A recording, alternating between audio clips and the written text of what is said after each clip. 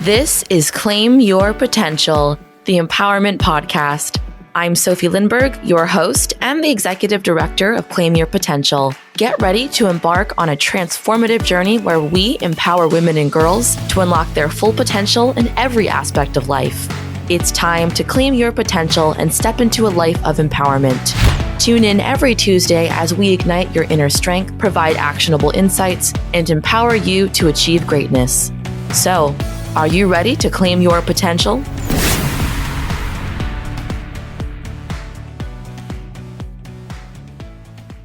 Hello, everyone, and welcome back to Claim Your Potential, the Empowerment Podcast.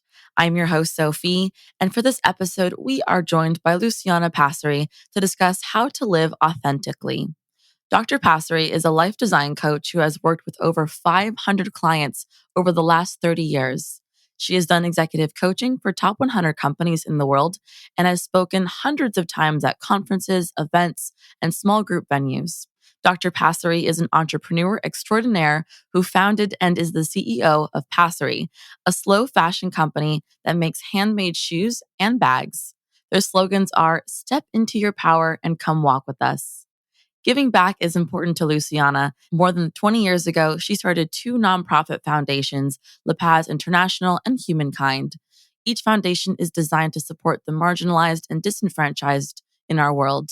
La Paz International works with Indigenous artisans around the world, helping them bring their goods to market and create lives where they can thrive. Humankind's focus is more educational through their international projects. Most recently, Dr. Passeri has authored her memoir, God's in a Box on My Dresser, an inquiry into the human capacity to thrive, where she takes readers through her relationship with God and religion as she traverses childhood abandonment and abuse, family secrets, and an eating disorder that almost took her life. She finds the secrets to healing and thriving while living 30 days on a little island deep in the Peruvian Amazon jungle. Please welcome Luciana Passeri. Thank you so much for being with us today, Luciana. Oh, thank you so much for having me. I'm honored to be here to talk about authenticity and just other really important life things. Thank you. And we're so excited to have you on. And I love starting our episodes with hearing a little bit about your journey. And so I'm curious because you have so many irons in the fire, from your nonprofit to your shoe company to your book. So how did you, get to where you are now? What was that journey like for you? Well, professionally and personally, my life merged when I started to align my thought, my talk, my behavior, and my emotions, and align them in service to what I call my highest self. So as I did that, what happened is all of my gifts that, I'm meant to bring into the world, we all, of course, have our unique gifts that we're meant to bring into the world. They all coalesced around these 5 areas. And these 5 areas are entrepreneurship, philanthropy, coaching, what I call international journeys, helping people explore themselves through kind of an intense outdoor activities, and then also through being an author.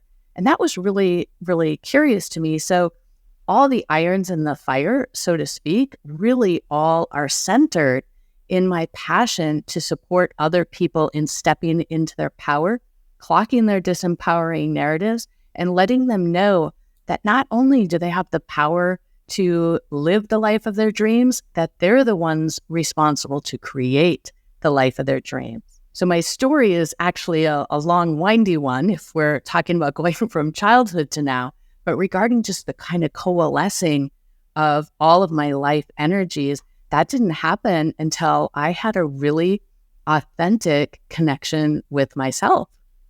Yeah, absolutely. And as you were speaking about authenticity there for a moment and everything just kind of aligning, I was thinking back to the philosophy that you have at Passeri, which is, stepping into your power and come walk with us.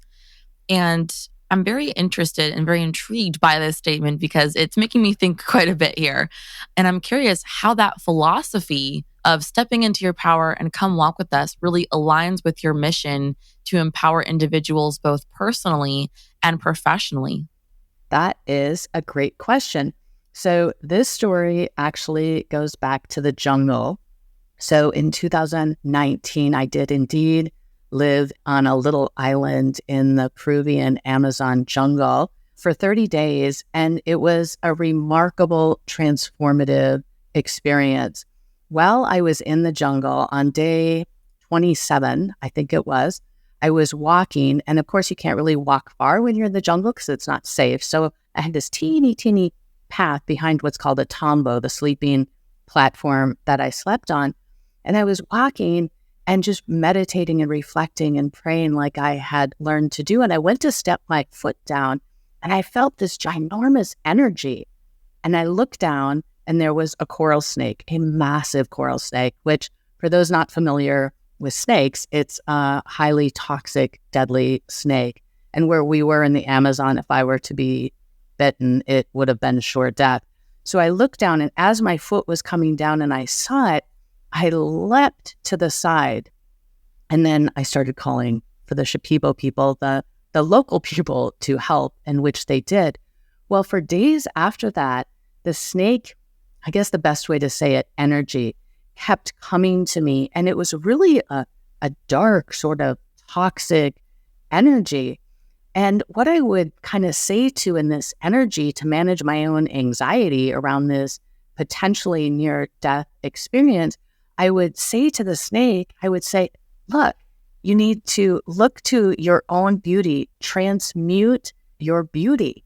And what I was doing when I was saying that is I was recognizing that this snake, if it would have bitten me, it would have bitten me out of defensiveness. It would have been trying to protect itself from me because I was a threat and that I was going to be stepping on it. And what happened after that is I realized that all of us, when we get defensive, we become toxic. And our words, our thoughts, our talk, our emotions, our behaviors, all of that can not only become toxic to us, but it can become toxic to our relationships. It can get in the way of our ability to authentically thrive in the world. So this little snake it's actually a really big snake. Out of the so many lessons it taught me, one of the biggest ones was how to transmute my own energy, my own defensiveness into beauty by changing my story. And then the recognition of how toxic my defensiveness can be.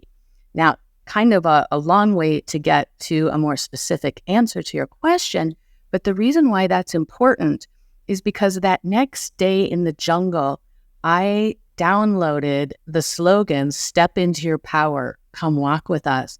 At that point, I had not started the shoe company. The shoe company actually started 3 days after I left the jungle in Peru. And so that story of the snake moving through, how do I become less defensive toward self, toward others? And how do I do that? Oh, I step into my power. I can help other people step into their power. And I want other people to walk with me on this journey because I am an example of how powerful our thoughts, our talk, emotions, and our behavior are in either supporting us in thriving or thwarting our ability to thrive. So a shoe company, of course, those slogans, they fit so perfectly, pun intended, that I couldn't deny the connection between the gifts of the snake, the slogans, and then the arrival of my shoe company. Yeah, and I see that there's so much tie-in between, that journey to where you are now and how important that phrase, that message is. And so I'm curious how that stepping into your power and come walk with us, how does that tie into authentic living for you? Oh gosh, that is such a great question. So authentic living to me is synonymous with thriving.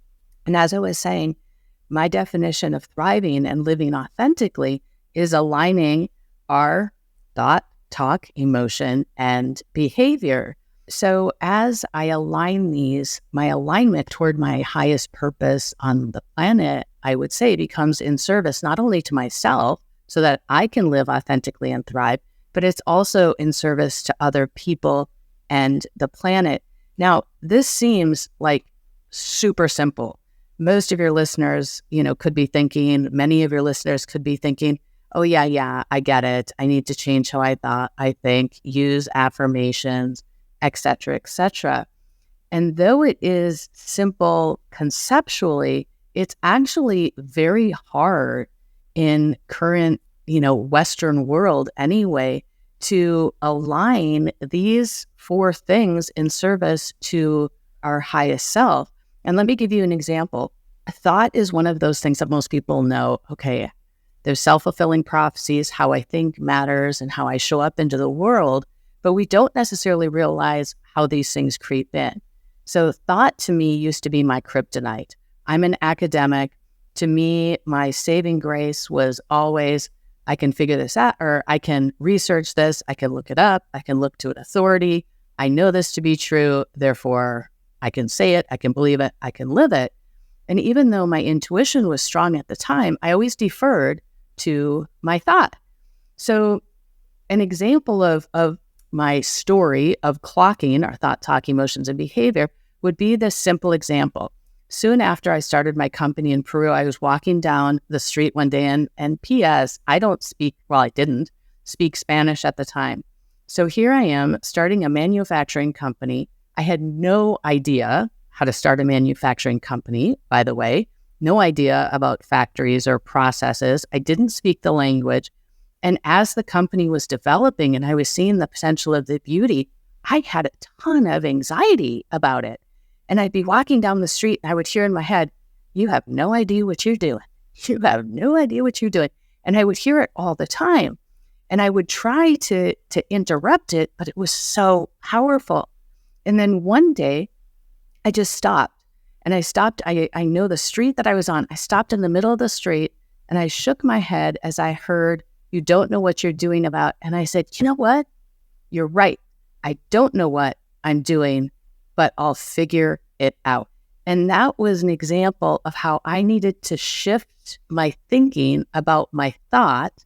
My talk changed, not surprising my emotional ability to step into my power and kind of clock that anxiety completely shifted. And then not surprising, as those things were aligning, my behaviors, my ability to interact and be more fearless about speaking Spanish, about initiating processes in the factory, all of it just totally shifted and became in alignment and things became easier. And I have so many stories about the idea of kind of what I call clocking our thoughts and rewriting the story we tell ourselves about ourselves so that we can get out of our own way, rewrite the narrative, and then thrive. So kind of a circuitous way to get to your question, but it's such a story because there's so many facets to it. But it's exciting. It's exciting to be on a journey of aligning with my authenticity and my power. Oh my goodness, yes. I'm thinking about myself over the past few years and how much focus I've put on that alignment.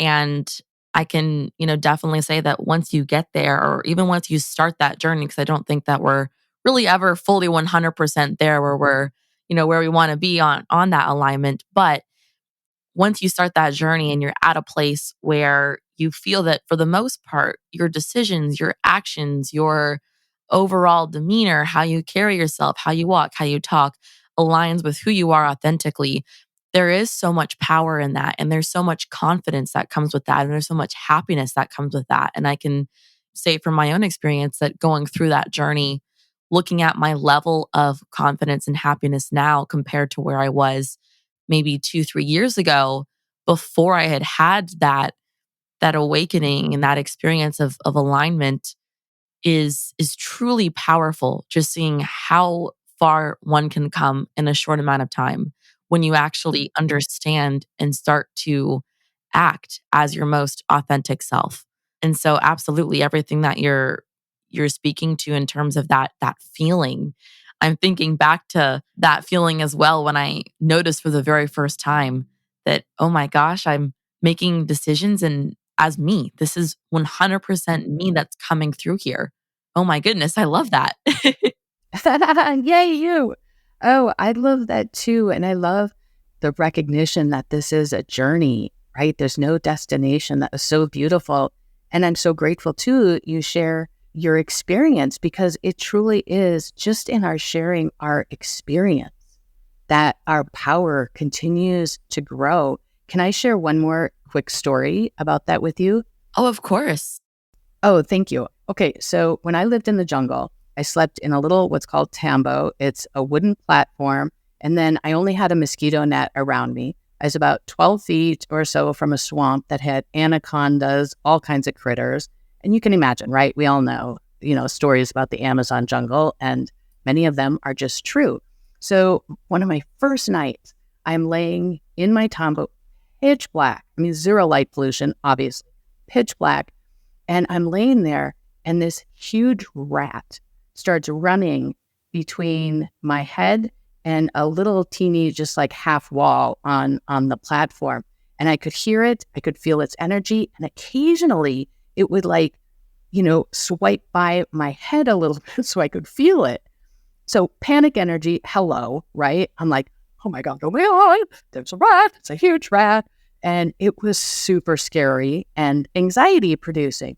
And after it went back and forth a couple times, and I had this fear and this anxiety and all the stories in my head, of course, about rats, I again just stopped myself and I thought, okay. And I did a little giggle to myself, and I'm like, okay, here's the deal, Luciana. You have a choice here. You still have 28 days in the jungle. You can have this experience every night if you want, or you can clock your fear. And I chose the latter. So what I did, or what happened, was this rat got named Mr. Tickles. And from that night out, it was remarkable, because when Mr. Tickles would run by my head, rather than me getting anxious or upset about it, I would have this conversation like, Mr. Tickles, go to bed. I'm exhausted. Please just take care of yourself, kind of thing. And that example of me conquering a fear planted the seed within me that made me aware that I could conquer any fear I had, any fear. When I observe the story of the fear, I have then an option to interfere with the stimulus and response about the story, right? I can get in between that. I can change it. And when I change the story, I change my experience. And I move from a place where I am not taking responsibility for the totality of my being to a space of taking responsibility for the totality of my being. I think that's really the key, or one of the keys, to living authentically. It's taking responsibility for the totality of our being, which is the totality of our thought, our talk, our emotions, and our behavior. And what a gift it is to be able to take that responsibility. So hearing how you've done that is also inspiring to me. And I thank you for that. Oh, thank you so much. And I feel like if you can conquer the rat fear, I feel like you can get through anything. The very thought of something running across, it's giving me the heebie-jeebies just thinking about it. So, I mean, kudos to you there, because I don't think I would be able to do that. But to be able to also conquer that fear, reframe it, and apply it to other scenarios to say, hey, I got through this. I can get through anything because, hey, that was probably the worst it was going to get. That was pretty bad. So, oh my goodness, that is so powerful there. And I'd love to connect that idea of authentic living to the work that you do as an executive coach. And I'm really curious as to, what you see in your executive coaching around leaders and authenticity. What key principles do you really emphasize to help these leaders lead more authentic lives in the corporate world? Oh, wow. Okay, so that's great. One of the most important things, I think, is when I have been hired to do executive coaching, well, and individual coaching too, but mostly executive coaching, what I've found is a lot of people want coaching, but a lot of people don't want to integrate the results of the coaching. I've had numerous executives hire me in working with the executives' teams, hear stories about different leadership styles in the organization that did not support the organization or individuals in being authentic and thriving and striving toward their mission. But when those things were pointed out to the executives, so many executives have made excuses or become defensive about those. That really shocked me. Now, I'm certainly not going to say that's the majority, because it's not the majority of people that I work with. But when challenges come up, that is one of the biggest challenges. So often what would happen is a board or somebody, usually it's a board, will say, hey, we're kind of needing some support here. And so we're going to look for a coach to help our executives align better with the mission, find out what's happening. And so people will hire coaches in order to pacify shareholders or stakeholders, but not really be invested in the outcome because they don't know what they don't know. Now, like I said, that's not the majority, but I share that story because when working with executives, their stories are similar stories to barriers that individuals I work with also have. So that's one thing. The first step, being open to being coachable. The second thing is connection. And this isn't going to surprise you at all. When we're talking about authenticity, the probably singular thing that we have the most control over is our connection with ourselves. So our connection with ourselves, finding out our why. Why do I exist? What is my personal mission and vision? And how is this organization going to allow me to support the organization in both developing the organization, but also me personally develop and grow? And so this idea of connecting to self requires that I look at my own stories. What are the stories I tell myself about my leadership? Do I only hire people around me who are similar to me and who are kind of going to reinforce my narrative? And then people I hire who give me pushback, do I think they're the outlier? Do we talk about them negatively? Do we say, oh, that's so-and-so executive, they're always the contrarian? Or do we develop teams that allow us to connect to ourselves, connect to the mission, and then connect to other executives and other people? So connection, essential. The next thing that I would say, and I'm just giving you these things kind of in little nuggets, is every organization I work with, of course, we first look at the mission and the vision of the organization and how that is aligned with the behaviors of the people in the organization. But similar to my work with individuals in looking at our thought, talk, emotions, and behaviors, every executive also needs to look at their thought, talk, behaviors, emotions, and really be open to saying, gosh, I thought I was so good when I'd walk around and ask how everybody was doing and try to demonstrate care about them. And I didn't realize that in meetings, I would be on my phone or I'd be looking at my computer when they were sharing their regional data, for example. So there's a part of showing up in terms of, I asked for this coaching, I'm open to coaching. The second, after I'm truly, truly open to it and looking at my own narratives, would be that connection with self, other, the organization. And then, that next step is building that out in terms of thought, talk, emotions, and behavior. So it's a simplified version, but I share it that way because each of those things has practical and very tangible things we can do to skill build to improve self and the organization. And I know it's not always easy. For example, my pillars in Passeri, in our company, our pillars are be beauty, live compassionately, love everyone, know peace, and be kind.